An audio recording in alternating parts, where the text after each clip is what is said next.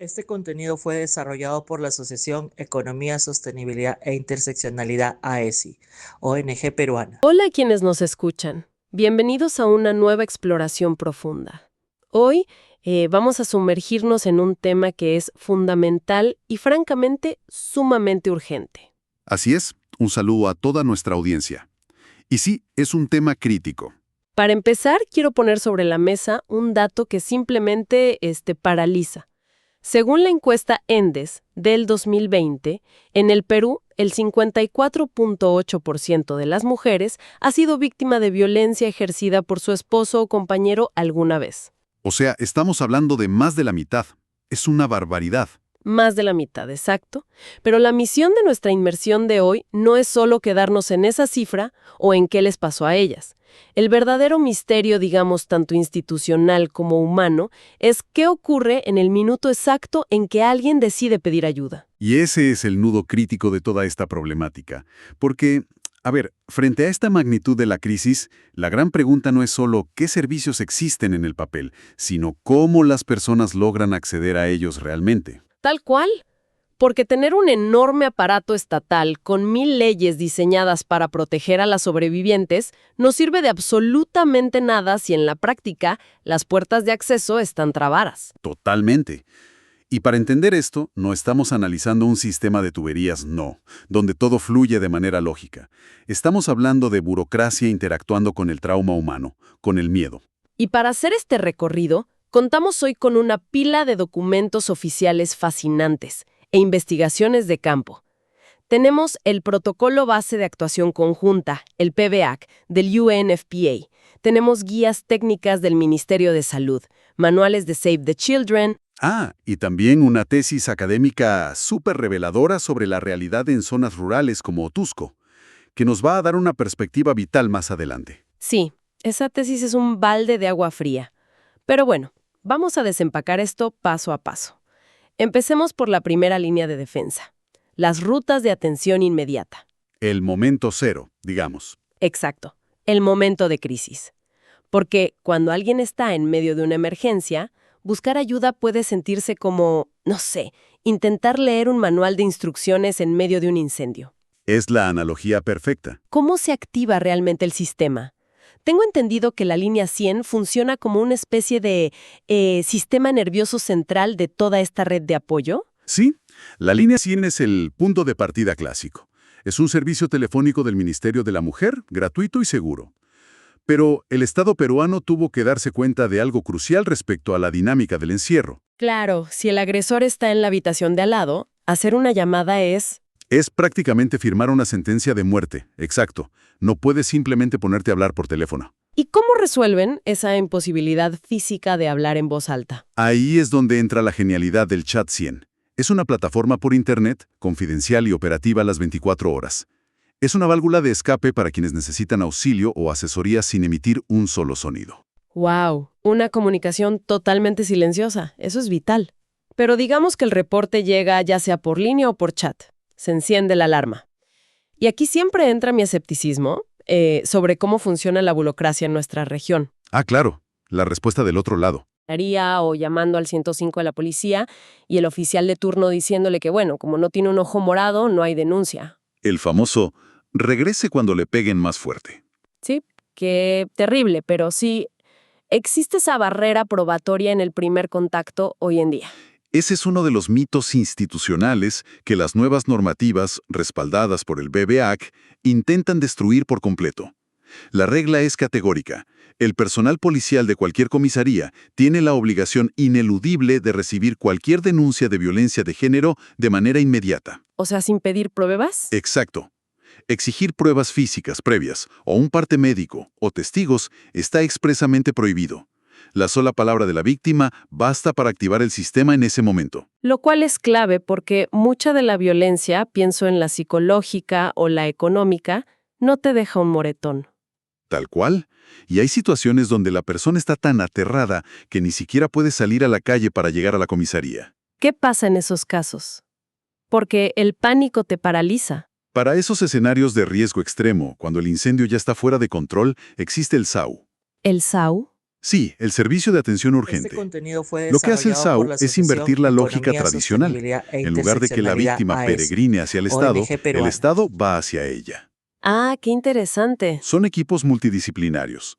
Hay 8 equipos que, en coordinación con la policía, se desplazan al lugar de los hechos si se reporta una emergencia severa. Y ahí la prioridad no es llenar papeles, es el rescate físico y la contención emocional. Entonces, logran apagar el incendio inicial. Pero aquí es donde se pone realmente interesante, porque sobrevivir a esa noche es solo el primer paso. Es solo el comienzo, ¿sí? Pasar a la etapa del apoyo sostenido debe ser abrumador, porque si te obligan a correr de la policía, luego cruzar la ciudad al médico, luego buscar un abogado público, suena una carrera de obstáculos diseñada para que te rindas. A eso se le llama revictimización institucional. Es hacer que la persona reviva su trauma en 5 oficinas distintas. Y para evitar eso, el sistema se apoya en los CEM, los Centros Emergencia Mujer. Claro, que funcionan como una especie de ventanilla única, ¿verdad? Exactamente. En un CEM convergen abogados, psicólogos y trabajadores sociales. No tienes que ir a buscarlos por toda la ciudad. Y hay un dato de la estructura del CEM que es una decisión táctica brillante. ¿Cuáles? Existen 245 CEMs regulares, pero hay 185 CEMs que están instalados directamente dentro de las comisarías de la Policía Nacional. ¡Wow! Eso lo cambia todo. Y operan las 24 horas los 365 días del año. Claro, porque si alguien toma el inmenso valor de denunciar un domingo a las 2 de la mañana y el policía le dice el psicólogo llega el lunes a las 8, esa ventana de valentía se cierra. Se cierra y la persona regresa a casa y por miedo desiste de todo. Tener a los profesionales en la misma comisaría captura ese momento crítico. Ahora, sumemos a esto el factor médico, porque en nuestros países ir al médico suele implicar sacar la billetera. ¿Qué pasa con el Ministerio de Salud, el MINSA, en estos casos? Ahí el mecanismo clave es la gratuidad absoluta. Para quienes no tienen seguro, la atención en los centros de salud mental comunitarios está cubierta por el SIS, el Seguro Integral de Salud. ¿Y qué pasa con los trámites legales que dependen de los médicos? Siempre me ha parecido un nivel de cinismo burocrático inaceptable que te cobren por un certificado médico legal que prueba que fuiste agredida. Y por eso la normativa ha eliminado ese costo. Es un detalle vital. La expedición de certificados médicos legales y las evaluaciones psicológicas para los juicios son totalmente gratuitas. El Estado no te puede cobrar entrada para acceder a la justicia. Me parece fantástico en el papel, pero me surge una duda sobre la seguridad física. El psicólogo y el abogado del CEM te ayudan a procesar la denuncia. Pero si a la noche tienes que volver a la misma casa donde está el agresor, con las llaves de la puerta... Ese es el límite de los servicios ambulatorios. Cuando el riesgo para la integridad o la vida de la mujer es altísimo, el CEM o el Poder Judicial derivan el caso a los HRTs. Los hogares de refugio temporal. Exacto. Hay 29 HRT a nivel nacional, y su ubicación es un secreto absoluto para que los agresores no puedan rastrearlas. Tengo que admitir que yo tenía una idea muy básica de los refugios. Pensaba que eran, digamos, un sótano con 4 camas y comida, un lugar puramente de tránsito para esconderse un par de días. Esa es una idea errónea muy común. Los documentos de Save the Children y del Estado muestran que no son solo escondites.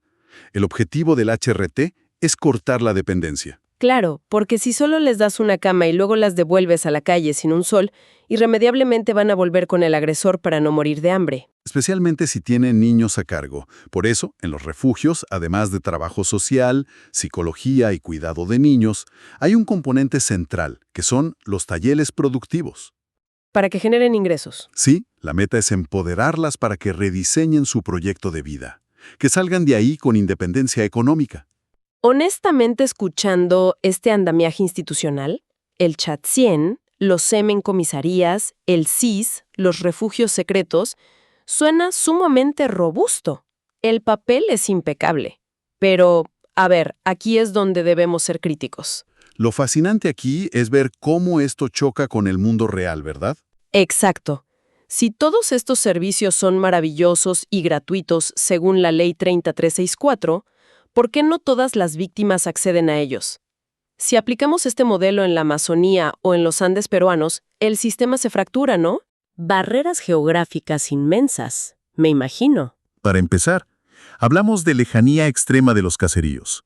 Un chat 100 Este no sirve contenido de fue nada si no hay desarrollado señal por la de celular o Asociación internet. Economía, O si la mujer Sostenibilidad e tiene que caminar, Interseccionalidad no sé, AESI, 5 horas ONG por una peruana. trocha para encontrar transporte público. Eso aísla a la víctima por completo. Ese es el aislamiento físico. Pero la tesis profundiza en una segunda barrera aún más densa, que son las barreras socioculturales y de género, el machismo estructural en esas zonas. Claro, la idiosincrasia de la misma familia, que ejerce presión para que retomen la relación, ¿no? El típico, tienes que aguantar por los hijos. Sí, la familia es una barrera, pero si conectamos esto con el panorama general de la justicia local, la investigación destaca el rol conflictivo de algunas rondas campesinas. ¡Wow! Las rondas campesinas, que son la autoridad máxima en muchos lugares donde no hay policía. Exacto, y son vitales para la seguridad comunal. Pero en temas de violencia de género, el estudio muestra que a veces estas rondas tienden a minimizar los hechos. ¡Qué fuerte! O sea que las mandan de regreso a casa. Muchas veces sí.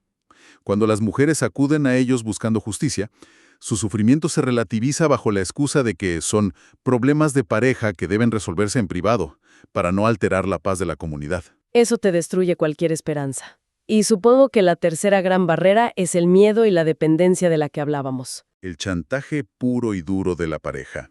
Esa dependencia económica fuerza el abandono de las denuncias, y tristemente el riesgo de terminar en feminicidio se dispara. Ahora, para hacer un poco de contrapeso, sé que el Estado es consciente de esto. En el Protocolo Base de Actuación Conjunta, el PEVAC, hay reglas diseñadas específicamente para combatir estas barreras con poblaciones vulnerables, migrantes, indígenas. Sí, el protocolo tiene 3 reglas de oro que el personal público está obligado a seguir para no ahuyentar a las víctimas. A ver, la primera es que está prohibido condicionar la atención a tener el DNI. Lo cual tiene todo el sentido. Si huyes de noche de tu casa esquivando golpes, no te vas a detener a buscar tu billetera con el documento de identidad. Totalmente. Negar ayuda por un plástico sería criminal. La segunda regla tiene que ver con la actitud, ¿cierto? No usar términos paternalistas. Así es, 0 juicios de valor. Un funcionario no puede usar diminutivos despectivos, ni preguntar ¿y qué hiciste tú para provocarlo? Eso refuerza la culpa y perpetúa el machismo del que hablábamos. Y la tercera regla de oro del PIVAC es el derecho a no relatar los hechos repetidamente. Volvemos a la no revictimización.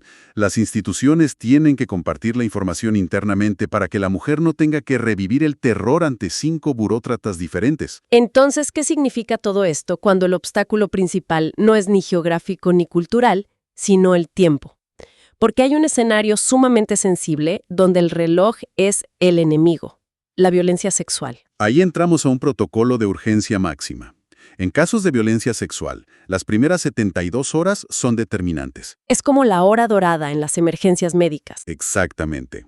Desde la perspectiva del MINSA, en esas 72 horas se tiene que entregar el kit de emergencia en los centros de salud de forma gratuita e inmediata. Y quiero recalcar esto porque un kit a veces suena a, no sé, alcohol y gasas. Pero esto es mucho más serio. Es farmacología que salva vidas. Incluye la anticoncepción oral de emergencia para prevenir embarazos y medicación profiláctica potente contra infecciones de transmisión sexual, incluyendo el VIH. Y todo esto bajo estricta confidencialidad. Pero el reloj no solo corre en el aspecto médico. ¿Qué pasa en el ámbito legal? Porque en la ventana de las 72 horas, buscar un abogado penalista privado cuesta muchísimo dinero. Para quienes no tienen recursos, el Ministerio de Justicia tiene los centros Alegra. Alegra. Sí, asistencia legal gratuita. Y atienden la línea de defensa pública. Pero lo más importante de la Ley 30-364 es el plazo que le impone a los jueces. Los tiempos judiciales suelen ser eternos. Pues aquí no. Los jueces tienen la obligación de dictar medidas de protección y cautelares en un plazo máximo de 24 horas, desde que se interpone la denuncia. ¡24 horas! Eso es rapidísimo para nuestro sistema. Pero ¿qué tan efectivas son? Porque un papel que dice prohibido acercarse no detiene un ataque. Y es un debate muy válido. Pero la ley otorga herramientas drásticas. El juez puede, por ejemplo, ordenar el retiro inmediato del agresor del domicilio, sin importar quién sea el dueño legal o quién pague el alquiler. La policía lo desaloja. Eso resuelve el problema inmediato del techo. Pero volvemos al chantaje económico. Si votan al agresor y él era el único que traía dinero a casa, ¿Cómo comen los niños? Por eso el juez también emite medidas Este cautelares contenido en fue esas mismas desarrollado por la 24 horas, Asociación como una Economía, asignación Sostenibilidad económica e de emergencia. Interseccionalidad AESI, Básicamente, se puede retener ONG peruana. judicialmente parte del sueldo del agresor para evitar que use el hambre como arma para que la víctima retire la denuncia. Ya veo. Bueno, haciendo un resumen, digamos, mirando todo desde arriba. El Perú cuenta con un andamiaje institucional sumamente detallado. Es intersectorial, está basado en la Ley 30364. Es un ecosistema inmenso. Tenemos desde la inmediatez silenciosa del Chat 100 y el rescate del SAU, pasando por la integración de los SEM en las comisarías, hasta la protección de los refugios y la gratuidad del MINSA. Hay un intento genuino de tener una red de contención. Sí, pero a pesar de todo este esfuerzo monumental en el papel, el estudio de Otusco nos demuestra algo que no podemos ignorar. Las barreras. Las barreras geográficas y el machismo estructural siguen siendo obstáculos formidables. Porque, a fin de cuentas, un derecho que no puede ser ejercido por falta de acceso material o por presión cultural no es verdaderamente un derecho. Tal cual. Y eso me deja con un pensamiento provocativo final y quiero compartirlo con quienes nos escuchan. Revisando una de las guías técnicas del MINSA sobre la pandemia de COVID-19, noté cómo se implementó agresivamente la telemedicina y el telemonitoreo. Claro, cuando nadie podía salir de casa. Exacto. La tecnología logró conectar a pacientes de salud mental con especialistas a distancia durante meses de encierro.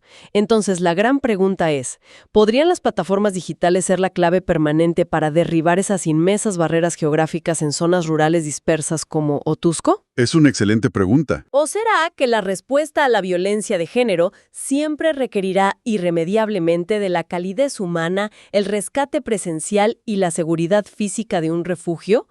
Es un dilema inmenso sobre el futuro de la atención social y hacia dónde debemos dirigir los esfuerzos. Un punto de reflexión clave para pensar en qué tipo de Estado queremos construir. Absolutamente. Bueno, queremos agradecer inmensamente a todos por sintonizar esta exploración profunda hoy. Gracias por acompañarnos a desenredar estos temas tan complejos. Gracias por escucharnos y será hasta la próxima. Hasta pronto. Este contenido fue desarrollado por la Asociación Economía, Sostenibilidad e Interseccionalidad AESI, ONG peruana.